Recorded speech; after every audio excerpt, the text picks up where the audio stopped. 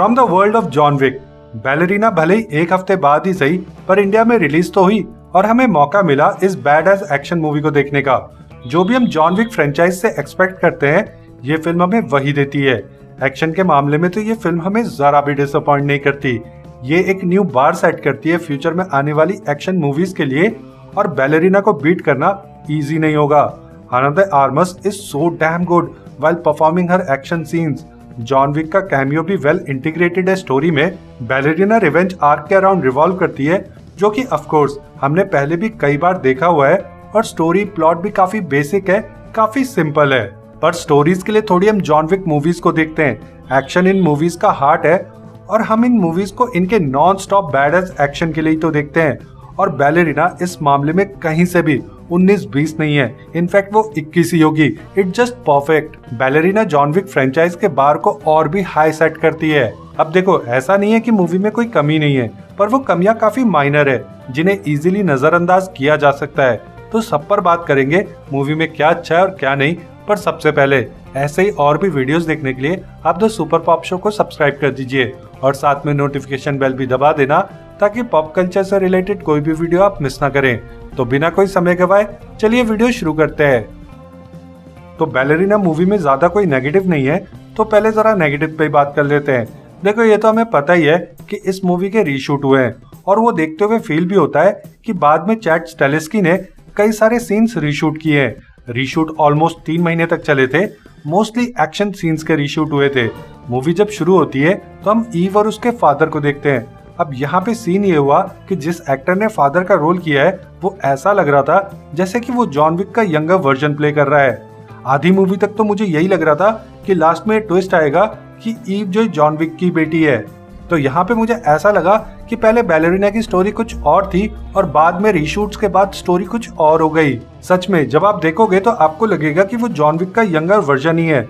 मैं तो आधी मूवी तक यही सोच रहा था कि अच्छा इसीलिए जॉन विक को घोस्ट कहा जाता है। अब समझ में आया। मैं अपने दिमाग में अलग अलग थ्योरीज बना रहा हूँ एंड ऑफ कोर्स वो थ्योरीज गलत साबित हुई क्योंकि वो जॉन विक की बेटी नहीं है। एटलीस्ट मूवी में तो यही दिखा है, जो कि मुझे लगता है कि काफी अच्छी चॉइस थी। और मूवी में स्टार्टिंग में टाइम जंप भी थोड़ा क्विकली होता है तो वहाँ पे एडिटिंग थोड़ी सी चॉपी फील होती है। इसके अलावा मूवी का प्लॉट काफी बेसिक है। सिंपल रिवेंज आर्क के अराउंड जो है मूवी चलती है और ये जो रिवेंज वाला आर्क है ये हम पहले भी कई सारी मूवी में देख चुके हैं तो वो उतना रिफ्रेशिंग नहीं लगता है। वो थोड़ा सा आउटडेटेड फील होता है। बट जो भी इसकी कमियां है उसकी भरपाई है अपने एक्शन के मामले में कर देती है। तो इसके जो नेगेटिव्स थे, इसकी जो कमियां थी वो इतनी ही थी और इन्हें आप इजीली नजरअंदाज कर सकते हो क्योंकि इस मूवी का जो हार्ट है, इस मूवी का जो एक्शन है वो एकदम टॉप नॉच है। तो अब बढ़ते हैं पॉजिटिव्स की तरफ। देखो जॉन विक फ्रेंचाइज का हार्ट तो एक्शन ही है। जैसे कि मैंने कहा कियानू रीव्स का गनफू चाहे वो जमीन पे कर रहे हो या फिर हॉर्स राइडिंग करते हुए, वो देखने में बहुत ही ज्यादा मजा आता है। और ऐसा आपने नोटिस किया होगा कि ज्यादातर जो स्पिन ऑफ्स आते हैं वो ओरिजिनल के मुकाबले उतने बढ़िया नहीं होते हैं। बट वो चीज यहाँ पे नहीं है। बैलेरिना वही सेम टोन पे चलती है, वही same kind of bar set करती है जो जॉन विक ने किया था एक्शन के मामले में। तो ऐसा आपको बिल्कुल भी नहीं लगेगा कि आप एक टोन डाउन वर्जन देख रहे हो। इनफैक्ट आपको ऐसा ही फील होगा जैसे कि आप जॉन विक मूवी ही देख रहे हो। और ये जो मूवी है ये उसी यूनिवर्स का हिस्सा है, जो कि बहुत अच्छी बात है। इस 2 घंटे की मूवी में ऑलमोस्ट 1 hour 40 minutes तो बस नॉन स्टॉप बैडएस एक्शन ही चलता है और वो जो एक्शन है वो कमाल का है। और जो एक्शन सेट पीसेस है वो तो एक से बढ़कर एक है। जब मैं एक सीन देख रहा था तो मुझे लग रहा था कि यार ये इस वाले सीन को कैसे टॉप करेंगे, पर फिर नेक्स्ट सीन जो आता है वो उससे भी नेक्स्ट लेवल चले जाता है, वो उससे भी खतरनाक हो जाता है और हर एक सीन पिछले सीन से बेहतर होता चले जाता है। और जब मूवी खत्म होती है तो आपका जो माइंड है वो पूरी तरह से ब्लोन हो जाता है कि यार मैंने क्या जबरदस्त एक्शन मूवी देखी है। और सबसे अच्छी बात ये लग रही थी ना कि अना द आर्मस का जो कैरेक्टर है वो इनविंसिबल नहीं है, बहुत पिटती है वो और उसने पीटा भी उतना ही है। और फाइट्स बहुत ज्यादा रियल लग रही थी क्योंकि वो अपनी सराउंडिंग्स, अपने आसपास की चीजों का यूज कर रही थी अपने से डबल वेट वाले लोगों को लड़ने के लिए, उन्हें मारने के लिए। जैसे ट्रेनिंग के दौरान उसकी कोच उसको कहती है कि तुम एक लड़की हो तो लड़की की तरह लड़ो, लड़कों की तरह नहीं। अगर तुम्हें जीतना है और अपनी स्ट्रेंथ का फायदा उठाओ, तुम कैसे भी जीतो, चीटिंग करके, हुक और बाय क्रुक, जीतना इंपॉर्टेंट है क्योंकि जीतोगे तभी जिंदा रहोगे। क्योंकि आपको बताइए जॉन विक फ्रेंचाइज में आपको मारना पड़ेगा, नहीं तो आप मर जाओगे। जॉन विक अगर इतने लोगों को नहीं मारेगा तो वो खुद मर जाएगा। तो यहाँ पे भी वही सीन है, बैलरीना जब ट्रेनिंग कर रही है तो वो इसी चीज की ट्रेनिंग कर रही है ना। तो उसके बाद वो अपने से डबल वेट वाले बंदे से लड़ते हुए वो उसके मेन पॉइंट पे मार मार के उसको उसकी फ्यूचर जनरेशन ही खत्म कर देती है।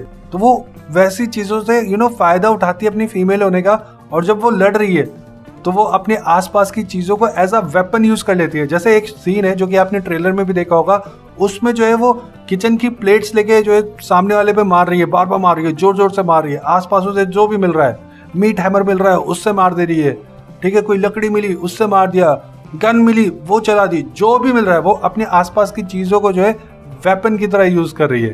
दैट्स वाई ये जो फाइट्स है वो बहुत ज्यादा ऑथेंटिक लगती है और बिलीवेबल लगती है। और सच में मुझे तो अना द आर्मस बहुत ही मस्त लगी इस रोल में, मैंने तो उन्हें बहुत इंजॉय किया। मूवी की एक खासियत ये भी है कि जॉन विक का जो कैमियो है वो स्टोरी का पार्ट है, वो वैसा नहीं है कि बस क्लैपिंग के लिए डाल दिया। जॉन विक काफी इंट्रीगल पार्ट है स्टोरी का। और जॉन विक की जो एंट्री है, जब वो ट्रेन से उतरता है उस वक्त जॉन विक का जो थीम म्यूजिक है वो बजता है और वो इतना अल्टीमेट लगता है। मतलब वहां पे तो पूरा ऑरा फार्मिंग हुआ है और वो बहुत बढ़िया लग रहा था। देखो ये जॉन विक 3 और जॉन विक 4 के बीच में सेट है, तो जॉन विक 3 के कुछ सीन्स हमें दूसरे पर्सपेक्टिव से देखने को मिलते हैं, which is very interesting. John Wick का actual home, what kind of life he has lived, उसकी एक झलक हमें देखने को मिलती है। सो ओवरऑल इसमें हमें अना द आर्मस बैडस एक्शन करते हुए दिखती है, action scenes high bar set करते हैं, हर एक एक्शन सीन और बेहतर होता जाता है। सम ऑफ माय फेवरेट्स आर वो ग्रेनेड वाला केओस, वो फ्लेम थ्रोअर वाला सीक्वेंस और वो स्नो शोज वाला। ओ माय गॉड यार, वो फ्लेम थ्रोअर वाला तो मेरा फेवरेट है। I just loved it. क्या विजुअलाइजेशन है यार उस सीन में। तो आपको अगर जॉन विक पसंद है, एक्शन मूवीज देखना पसंद है, तो आप बैलरीना को बहुत ही ज्यादा एंजॉय करोगे। It's a definitely very good film, a very good entertainer, और मैं ये कह सकता हूँ कि ये अभी तक की बेस्ट फीमेल एक्शन मूवी है। ये एटॉमिक ब्लॉन्ड से भी ज्यादा अच्छी है। और अना द आर्मस तो एकदम कमाल ही लग रही थी, उन्हें देख के तो मजा ही आ गया। तो ये था हमारा रिव्यू बैलरीना का from the world of John Wick. I hope कि आपको पसंद आया होगा। वीडियो पसंद आई है तो वीडियो को लाइक करें, अपने दोस्तों के साथ शेयर करें, और ऐसे ही और भी वीडियोस देखने के लिए आप द सुपर पॉप शो को सब्सक्राइब कर दीजिए। अब मैं मिलूंगा आपसे अगले वीडियो में, तब तक के लिए मेक सम नॉइज।